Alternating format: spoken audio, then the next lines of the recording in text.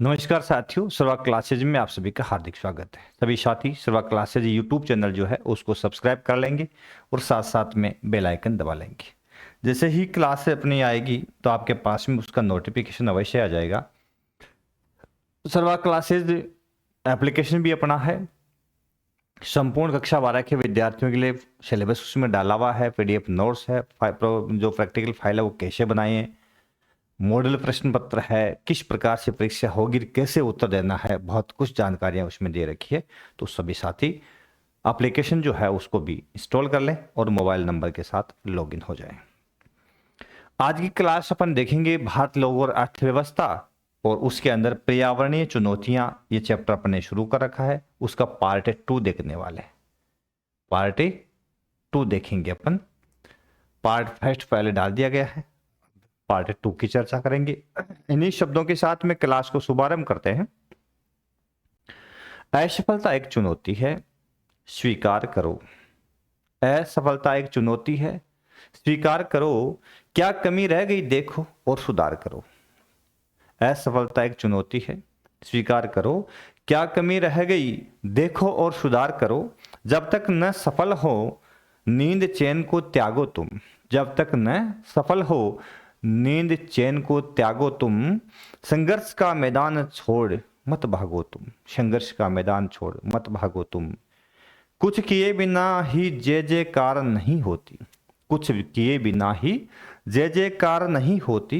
कोशिश करने वालों की कभी हार नहीं होती। कोशिश करने वालों की कभी हार नहीं होती। बहुत ही शानदार पंक्तियां हैं, प्रेरणादायी है और वास्तव में हमें एक अच्छा मोटिवेशन देती है, एक मंजिल की ओर बढ़ने के लिए प्रेरित करती है। इसी तरह के विचारों से ओतप्रोत होकर के हमें जिंदगी में सफल होना है, आगे बढ़ना है और भरपूर कोशिश भी करनी है। अब देखते हैं अपन, शेष भाग है उसी से शुरू करते हैं। ठोस कचरा यहीं छोड़ के गए थे अपन। ठोस कचरा किसे कहते हैं? जब बात ठोस कचरे की आती है साथियों, तो उसमें कौन कौन से भाग शामिल होते हैं मुख्य रूप से? तो ठोस कचरे के अंदर क्या क्या शामिल होता है? तो ठोस कचरे में जंग लगी कील, कांच का सामान, प्लास्टिक के डिब्बे, पॉलीथीन की थैलियां, रद्दी कागज, राख, फ्लोफियां, सीडी वगैरह है ना, डीवीडी है, सीडी ड्राइव है आदि इसमें शामिल होती है। समस्त रद्दी को कबाड़ भी कहा जाता है और इसका रिसाइकल होता है। एक बार इनको यूज लेने के बाद में जब हम इनको कबाड़ वालों को यदि देते हैं तो इनको रिसाइकल में भेजते हैं और वहाँ से नए उत्पाद बन करके सामने आते हैं। अब इसका दो फायदा है। एक तो कि जिस धातु, जिस सामान का रिसाइकल हो रहा है तो उसकी जो खपत है ना, उसकी आपूर्ति वहीं से हो रही है। खनिज है उसका संरक्षण हो रहा है। और दूसरा फायदा यह है कि जो अपरदन से जो प्रदूषण होता है, इस वेस्टेज के जगह जगह डालने से जो मृदा प्रदूषण होता है, जल प्रदूषण होता है, ध्वनि सॉरी हवा प्रदूषण, वायु प्रदूषण होता है, वो नहीं होगा, है ना।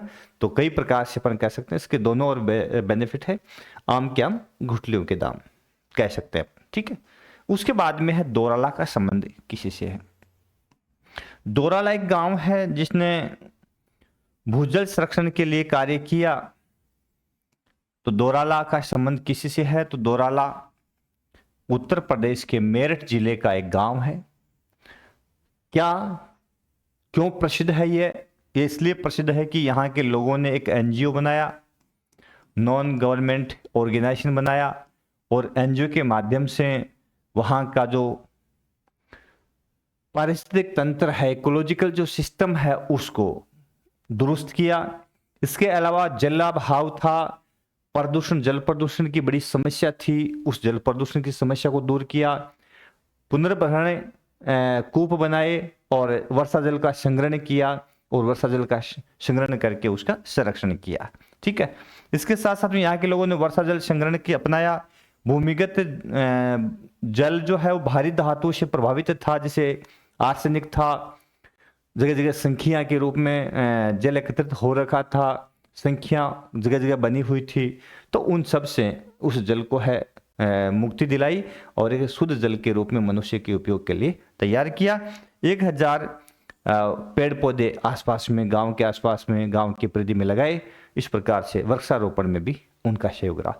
तो कुल मिलाकर के जो दोराला के जो लोग हैं उन्होंने ये कार्य करके ये साबित कर दिया है कि पर्यावरण संरक्षण में उनका बड़ा योगदान है, और यह भी बता दिया कि सब कुछ संभव है। यदि मनुष्य चाहकर कोई काम करता है तो कुछ भी संभव है। ऐसा नहीं है कि यदि वो करता है और नहीं होता, तो ऐसा भी नहीं है। मनुष्य यदि चाहे तो सब कुछ संभव है। दोराला की अवस्थिति आपको बतानी है। मानचित्र लेते हैं भारत के संदर्भ के अंदर, 1 मिनट। तो दोराला की केस स्टडी अपन देख रहे थे। तो इसमें ये दोराला गांव मुख्य रूप से है कहाँ, तो उत्तर प्रदेश में। ये अपना उत्तर प्रदेश, जिसको मैं इस कलर से इंडिकेट कर दूं, और इसी के अंदर मुख्य रूप से अपना दोराला गांव।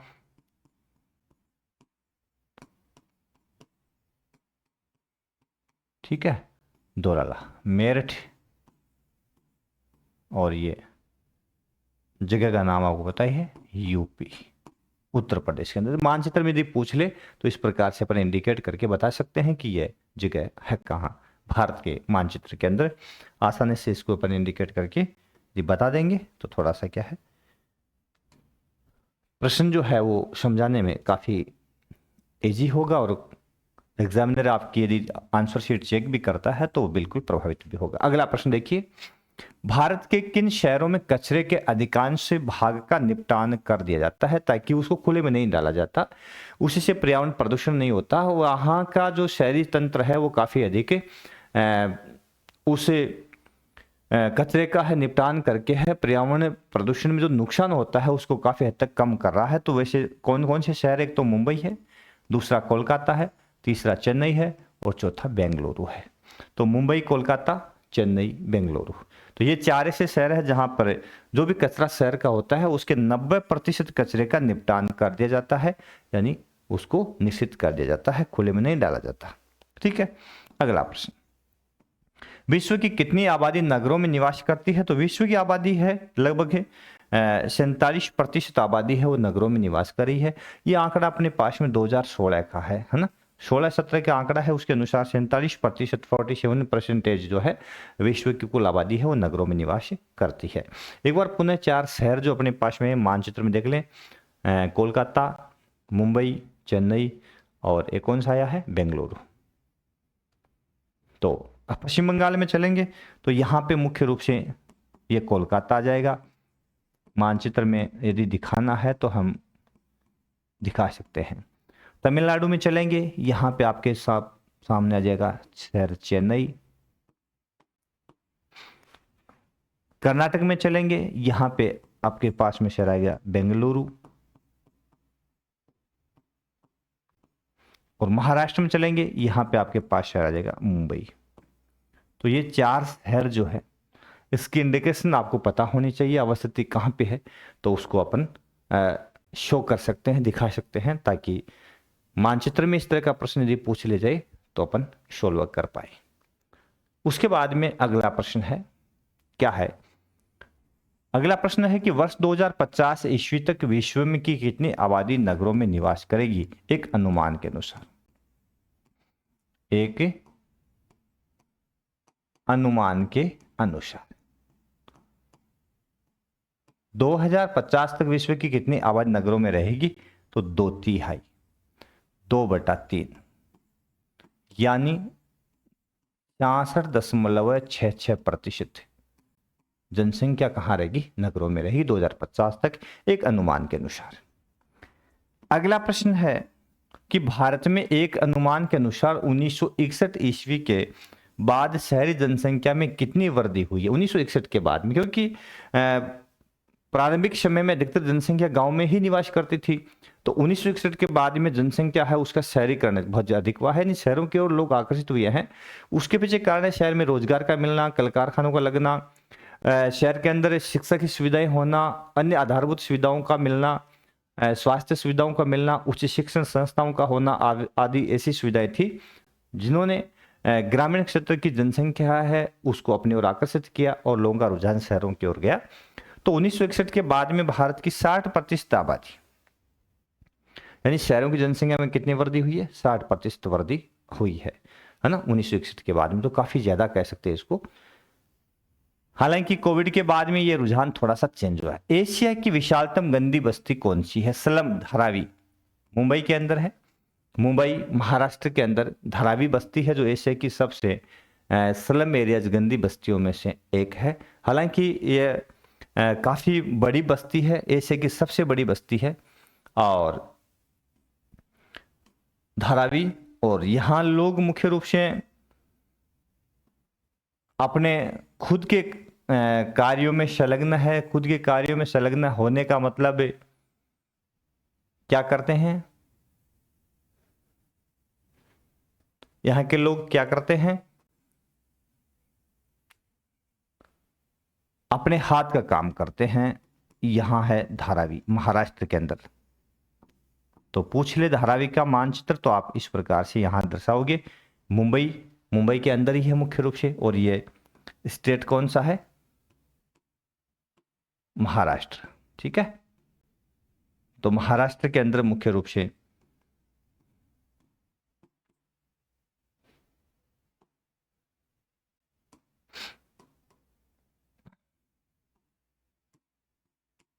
ये वाला, ठीक है, यहां पे धारावी है।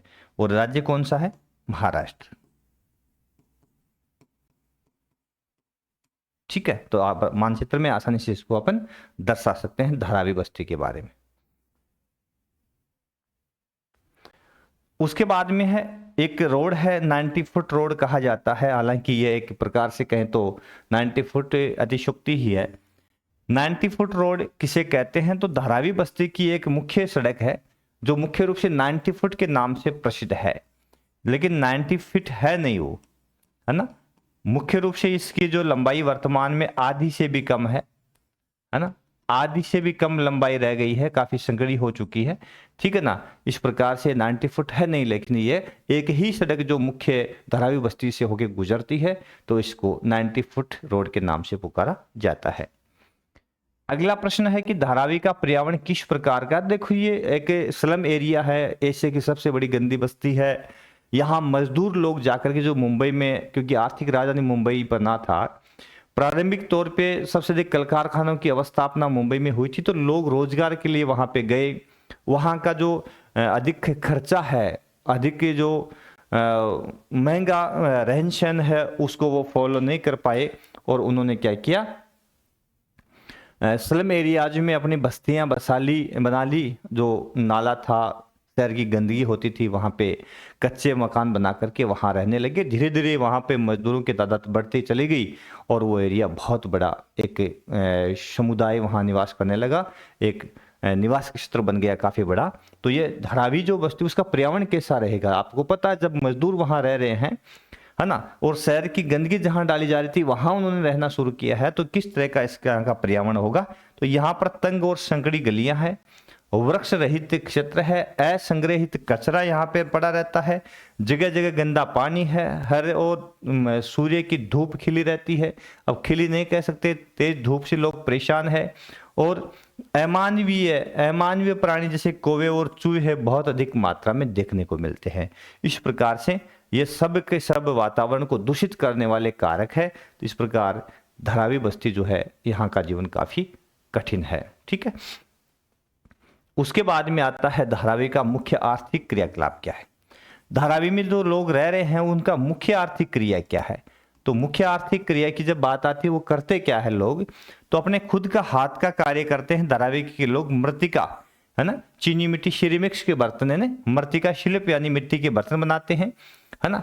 मिट्टी के बर्तन के साथ साथ में कशीदाकारी करते हैं, जरी का काम करते हैं, कशीदाकारी जरी का काम।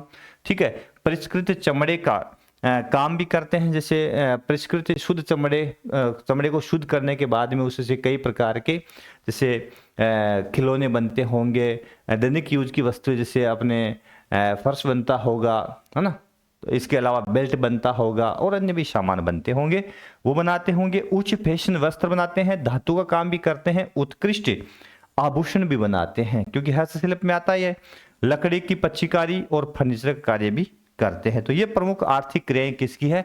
धारावी बस्ती में रहने वाले लोगों की प्रमुख आर्थिक क्रियाएं हैं। ये क्या क्या काम करते हैं ये आपके समक्ष है। अगला प्रश्न है कि 2011 के अनुसार भारत की ग्रामीण आबादी कितनी है? तो 2011 की जनगणना की बात करेंगे तो लगभग 69% आबादी जो है भारत की ग्रामीण है। फिक्स आंकड़ा है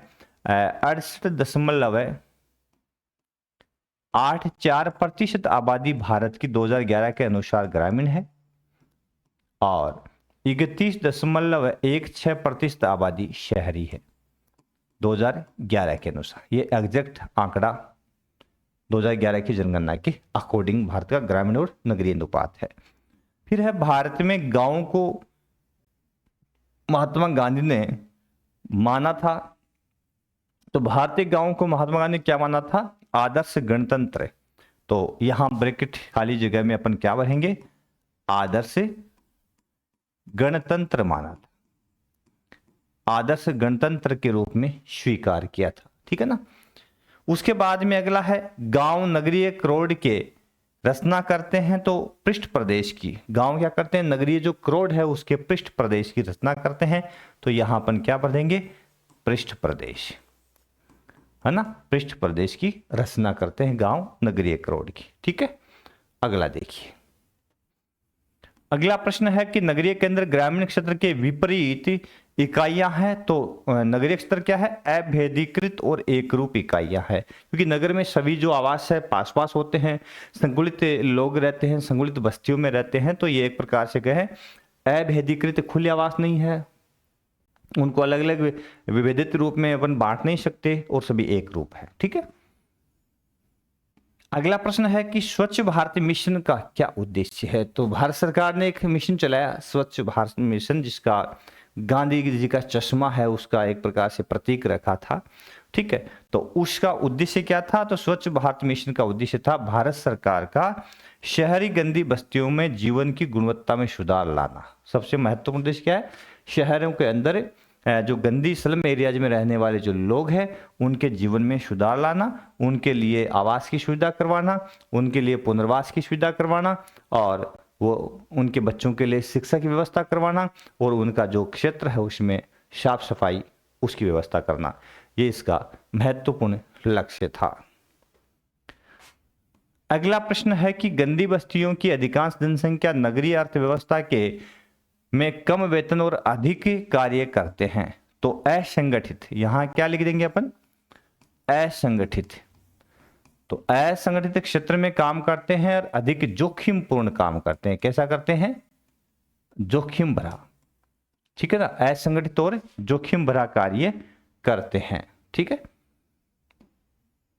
फिर है भूनिम्नीकरण किसे कहते हैं? तो बात आई थी भूनिम्नीकरण का मतलब है भूमि की ऊपरी जो परत है, जो उपजाऊ मिट्टी की जो परत होती है उसमें अवांछित तत्व घुलना का मतलब है उसमें ठोस कचरा डाल देना है, औद्योगिक अपशिष्ट डाल देना है, कृषि रसायन डाल देना है, अत्यधिक मात्रा में उर्वरकों का डाल देना है, जिससे मिट्टी अनुपजाऊ हो जाती है। तो उसको बोलते हैं भूनिम्नीकरण।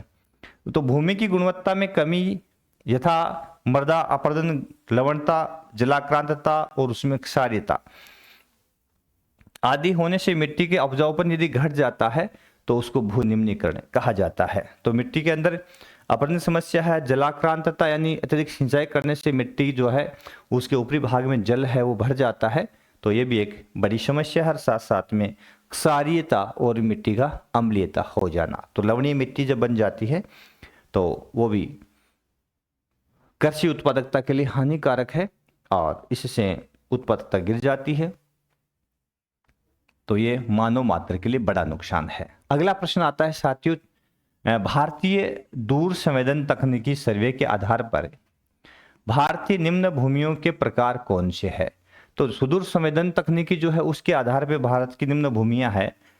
इस आधार पर भारतीय निम्न भूमियों के प्रकार है जैसे प्राकृतिक खड्ड जो नेचुरली, जैसे चंबल के द्वारा अपवाहित क्षेत्र है उसमें नेचुरली खड्ड बन चुके हैं। हिमालय की नदियों के द्वारा अपवाहित क्षेत्र है उसमें कई नेचुरली घाटियां बनी हुई है। तो वो मरुस्थलीय प्रदेश, पश्चिमी रेगिस्तान जहाँ पे वर्षा न्यून होती है और दूर दूर तक रेतीले टीले पाए जाते हैं। मुख्य रूप से वह प्रदेश है वह भू निम्नीकरण का उदाहरण है।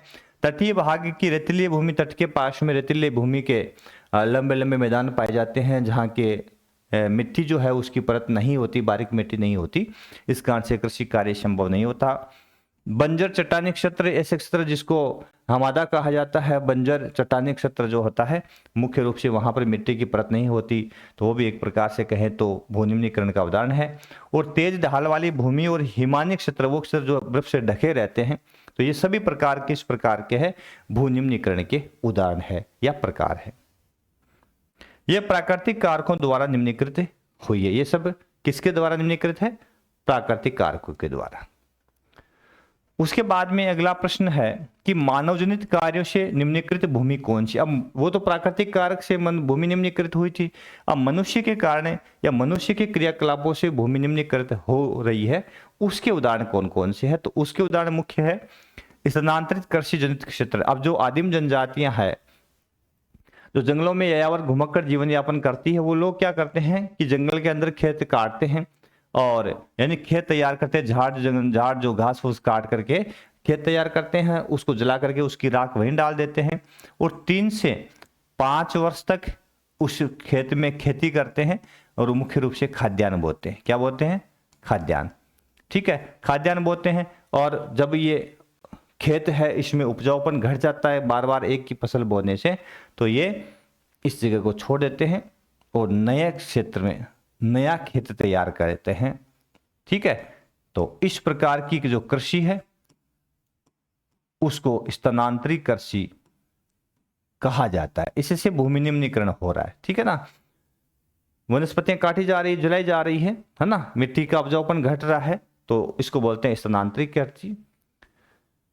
झूमिंग कृषि, कर्तन दहन कृषि, इसके अलावा अलग अलग प्रदेशों में इसके अलग अलग नाम है। इसका चेन्ना है, मिल्पा है, दीपा है ना, और लदांग है, कई नामों से इसको पुकारा जाता है। इसके अलावा क्षारित वन, क्षारित चारागाह है ना, चारागाह की भूमि जो पशुओं के लिए चारे के लिए रखी जाती है, खाली छोड़ी जाती है, उसे वनस्पतियां ग्रोथ कर ही नहीं पाती, वो बेकार पड़ी जमीन है। इसके अलावा खनन क्षेत्र, जहां खनिज निकाले जाते हैं, बड़ी बड़ी खानें होती है, दूर दूर के क्षेत्र जो किसी काम के नहीं होते, उसमें गड्ढे पड़े जाते हैं। औद्योगिकृत व्यर्थ भूमि, जहां कल कारखानों की अवस्था अपना हो गई या कल कारखानों का जो वेस्टेज डाल दिया जाता है, वो भूमियां भी बेकार पड़ी है, तो ये मानव जनित कार्यों से निम्नीकृत भूमियां है। ठीक है ना, तो आदि भूमियां मुख्य रूप से मानव द्वारा निर्मित निम्न भूमियों की श्रेणी में शामिल की जाती है। फिर झाबुआ मध्य प्रदेश का एक क्षेत्र है, वहां पे एक जनजाति निवास करती है, उस पर भी कैसे स्टडी अपन देखेंगे। तो यहाँ कौन सी जनजाति निवास करती है झाबुआ जिले के अंदर? भील जनजाति। कौन सी है? भील जनजाति। फिर अगला प्रश्न आता है कि झाबुआ में अनुदान किस विभाग से आ रहा? अब ये भील जनजाति प्रमुख अनुसूचित जनजाति क्षेत्र है, अनुसूचित जनजाति क्षेत्र है, और इस क्षेत्र के विकास के लिए वापिस इसको यहाँ के लोगों को आजीविका चल सके, उनका पुनः उस प्रदेश का विकास किया जा सके, ये मुख्य धारा में लोग आ सके, इसके लिए ग्रामीण विकास मंत्रालय के द्वारा और कृषि मंत्रालय के द्वारा अनुदान दे करके यहाँ कई योजनाएं चलाई जा रही है। और उन योजनाओं का उद्देश्य क्या है? इस प्रदेश का सर्वांगीण विकास करना, यहाँ के लोगों को मुख्य धारा से जोड़ना, और इस प्रदेश के लोग जो है जिस अभाव में जी रहे हैं उन अभावों को कम करना, इसका मुख्य उद्देश्य है। अगला है राजीव गांधी जल संभरण मिशन द्वारा झाबुआ जिले की लगभग भूमि का उपचार किया गया है। तो कितने प्रतिशत भूमि का? 20% भूमि का उपचार कर दिया गया है। यानी यहाँ की 20% भूमि है, उसका उपचार राजीव गांधी जल संभरण जो मिशन है उस योजना के तहत पुनः उसका उपचार करके और इस झाबुआ जो जिला है यहाँ के लोगों को पेयजल की उपलब्धता सुनिश्चित करवाई है। ठीक है, उसके बाद में अगला प्रश्न आता है जो इस चैप्टर का अंतिम प्रश्न भी है कि कारावाट गांव की सतरुंडी बस्ती ने किस प्रकार साझा संपत्ति संसाधनों को पुनर्जीवित किया।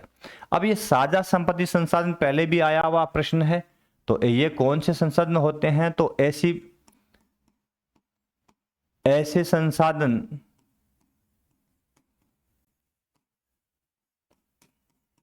जिन पर समाज के सभी लोगों का अधिकार होता है। समाज के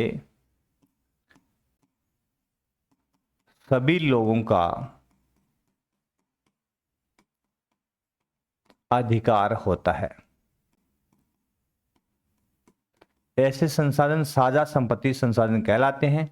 जैसे कि इसमें शामिल हो सकती है चरागाह भूमियाँ, सरकारी जो क्षेत्र है ना, तो ये वो क्षेत्र है जो मुख्य रूप से साझा संपत्ति में शामिल किए जाते हैं। तो कारावाट गांव की शतरुंडी बस्ती है, ठीक है, ने किस प्रकार साझा संपत्ति संसाधन है उसका पुनर्जीवन किया है, उसको पुनर्जीवित किया है। तो यहाँ के लोगों ने चरागाह भूमि पर चारा घास बोया, 2 वर्षों तक उसको पर घेराबंदी की और उस घास क्षेत्र को पुनर्जीवित होने के लिए, अच्छी ग्रोथ करने के लिए जानवरों से बचाए रखा। इसके अलावा गांव के प्रत्येक व्यक्ति ने अपने गांव में पेड़ लगाया और उसका पेड़ का पालन पोषण करके उसको बड़ा किया और पर्यावरण संरक्षण में अपना योगदान दिया। ठीक है, इस प्रकार पशुओं के लिए नांद बनाए, अर्थात पशुओं को खुला न चरा करके अलग अलग नांद बाड़ों में उनको चराया गया। इस प्रकार से ये योजना चला करके इन लोगों ने पर्यावरण संरक्षण के लिए कारावाट गांव की शतरुंडी बस्ती जो है, यहाँ के लोगों ने अपना पर्यावरण संरक्षण में महत्वपूर्ण योगदान दिया। तो ये था अपना कारावाट गांव की शतरुंडी बस्ती के द्वारा पर्यावरण संरक्षण के लिए किया गया कार्य। ठीक है, अब ये झाबुआ जिला मुख्य रूप से है कहाँ पे, तो झाबुआ जिले की बात करते हैं तो ये मध्य प्रदेश, ठीक है, और मध्य प्रदेश के अंदर मुख्य रूप से यहाँ का प्रमुख जिला है झाबुआ जिला। ठीक है, ये तो एमपी स्टेट हो गया मध्य प्रदेश, और ये झाबुआ जिला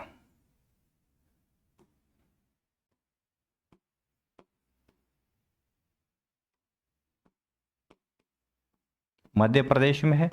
ठीक है, और यहाँ की जो बस्ती मुख्य रूप से है, यहाँ का जो गांव है जिसकी चर्चा आपने अभी की है, कौन सा है, शतरुंडी।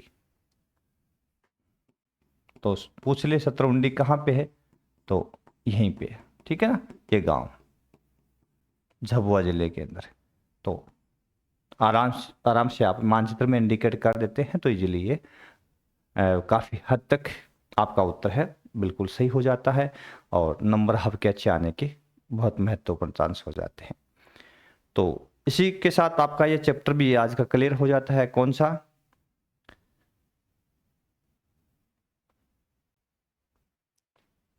पर्यावरण और चुनौतियां, पर्यावरण से संबंधित जो चुनौतियां हैं जिसमें जल प्रदूषण, वायु, ध्वनि और मृदा प्रदूषण है वो कंप्लीट हो जाता है। और इसी के साथ में कक्षा 12 का जो संपूर्ण सिलेबस है वो अपलोड हो जाता है यूट्यूब पर, और नोट्स के साथ में वीडियो क्लास है और साथ साथ में नोट्स भी अपलोड है। तो सभी साथी यहाँ से अपनी तैयारी को बेहतर कर सकते हैं।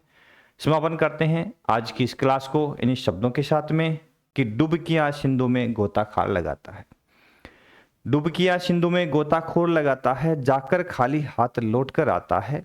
मिलते नहीं सहज ही मोती गहरे पानी में, मिलते नहीं सहज ही मोती गहरे पानी में, बढ़ता दुगना उत्साह इसी हैरानी में। मुट्ठी उसकी खाली हर बार नहीं होती, मुट्ठी उसकी खाली हर बार नहीं होती, कोशिश करने वालों की कभी हार नहीं होती, कोशिश करने वालों की सदैव हार नहीं होती। सोहालाल द्विवेदी की ये पंक्तियाँ बहुत महत्वपूर्ण है और काफ़ी प्रेरणादायी भी है। तो बहुत बहुत धन्यवाद, फिर मिलेंगे अगली क्लास में, तब तक के लिए नमस्कार, जय हिंद, जय भारत।